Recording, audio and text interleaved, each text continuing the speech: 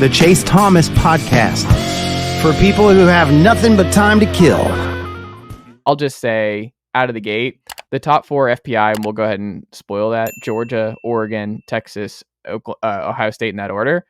I think we've all just kind of circled like that's going to be the final 4. And it's kind of like those are just the 4 tier 1 teams to me this year. And it's just really clean. Like the numbers, like the anecdotal stuff from you and I just feel like off the dome, that's probably where we would go. And it just feels like the numbers like them.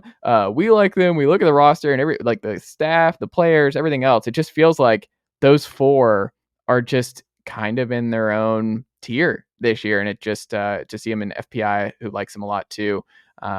Those 4 have the highest probability of making the playoff this year. So I don't know. I thought that was my strongest takeaway is the big 4 there going into this year. Yeah, I would say I have 2 answers because like I have a strongest takeaway and kind of a first takeaway. And my very first thought is Oregon, seeing Oregon with that group you just named, like they don't feel like they're there yet. Like they're a really good team, like, but it's like, I mean, this is a team that's yet to win a conference title, you know, under Dan Lanning. Like you had Washington this past year, you know, Kalen DeBoer is no longer in your conference. And now he's not only is he did he leave the Pac-12? Like, but now he's going to join the Big Ten. Like we don't even know like how Oregon stacks up with these Big Ten teams. Like it's almost like when you're like an American League pitcher and you like sign with a National League team, like before they had DHs. I don't know. Like it feels like it's like almost like a transition you have to make. Now there's an extra hitter in the lineup when you're going to the AL to play a DH. Don't tell Mizzou that. Mizzou was out here. They didn't need to adjust. They jumped right into the SEC and were like, we run the East immediately. And then year 2 though. It was year 2 was when they first won the East. But you look at what Ohio State has been, what Penn State has been, what Michigan has been in recent years. Like to think Oregon's going to come in and just be the best team in that conference. Like I do think the Pac-12 had a case for being a better conference in the Big Ten last year.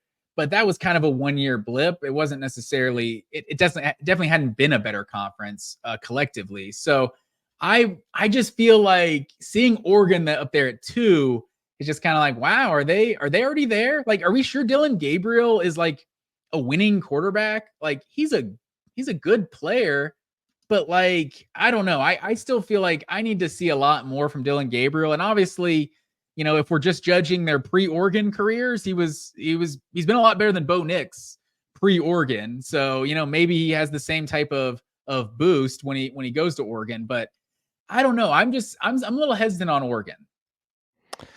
I feel that, but Dylan Gabriel, I think is gonna be really good for them. I think they've recruited extremely well. You look at both lines of scrimmage, I think they're going to be dominant. I think this group, when you look at their skill position talent, who they're bringing back, like Dan Lanning, like you said, he hasn't done it. He loses to Washington twice last year. He couldn't get over that hump. But you lose Bo Nix, you lose Troy Franklin. I just look at where they're gonna like Evan Stewart was a sneaky, gigantic portal addition for them. Who I think is a really, really good player, and I think he's gonna be really good for Oregon this year. You've got a lot of talent out wide. Tez Johnson's a really good player. Trayshawn Holden's a good player. Like they're gonna be solid at the skill position guys. They have a lot of transfers in the back end, like Jabbar Muhammad from Washington. He comes over as one of their corners. They bring in Cody Savage, but they got dudes, like especially like Jordan Birch on the edge. They're gonna have a lot of talent rushing the passer. I think they're gonna have a really strong defensive line. I think they're gonna be strong in the trenches. But to your point, like it is kind of wild to see them like ahead of Ohio State, ahead of Penn State, ahead of Michigan. And we'll get into Michigan in a second because I think that's pretty interesting too when it comes to the numbers here. But I look at the schedule. Getting Ohio State at home is really nice for them. Like that's going to be one of the biggest games, if not maybe the biggest regular season game in the Big Ten this year. And then you look at the back end, you get Washington at home. Washington's obviously going through a transition post Kalen DeBoer.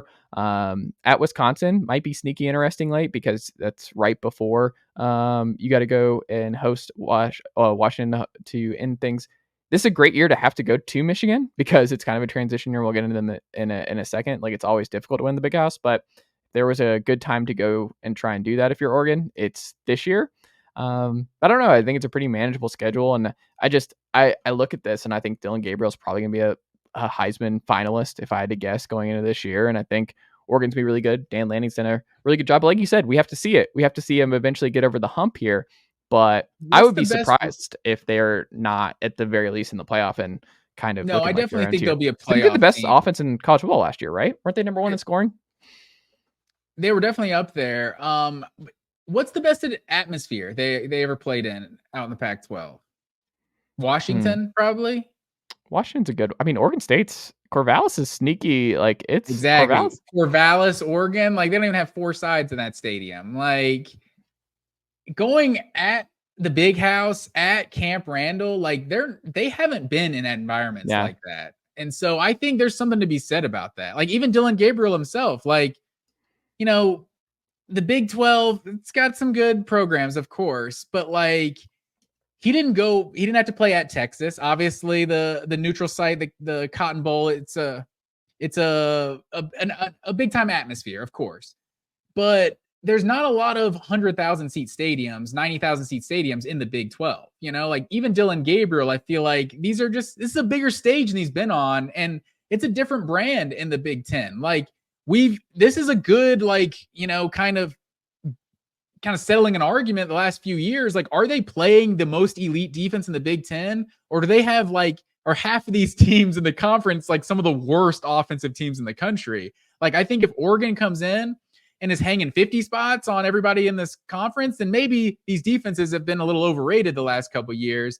But maybe Oregon comes in and they go, on the road at Wisconsin and put up 13 points or something. Like, I think it remains to be seen. Maybe they get held to single digits at Michigan, because that's the number one team I think everyone's sleeping on right now. Like, seeing them at 12 in the FPI, like they definitely lost a lot, but they just seem like a team that had such a strong foundation. Like, the floor is only so low for Michigan. Like, they're going to be a playoff contender, and I would be surprised if they don't make the playoff, only because the Big Ten is probably getting 3, maybe 4 teams in, at least 3, I would probably think.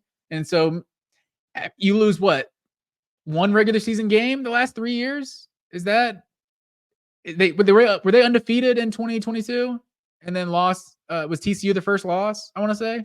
I think Michigan State beat them the first time they went to the playoff. 2022, I think they were undefeated in the regular season. And then 2021, I think that Michigan State team beat them for their only loss of the season. So, yeah, one regular season loss the last 3 years. Like, Michigan, it's hard to just think that team, like, that's going to be just a winnable game going on the road if you're Oregon. Like, it is a winnable because you're Oregon, so every game is winnable, but it's not going to be easy by any means. And Ohio State, even coming to your place, like, Ohio State could be the best team in the country this year, like Georgia included. Like, Ohio State is absolutely loaded. Yeah, I don't disagree, sir. Who will be this talented? And you look at their FPI, if you look at their FPI and everything else, and yet the numbers aren't going to match up what their win-loss total is based on their schedule and everything else. Who do you think the numbers really like that unfortunately the schedule is just not going to allow them to fully unlock how talented they actually are?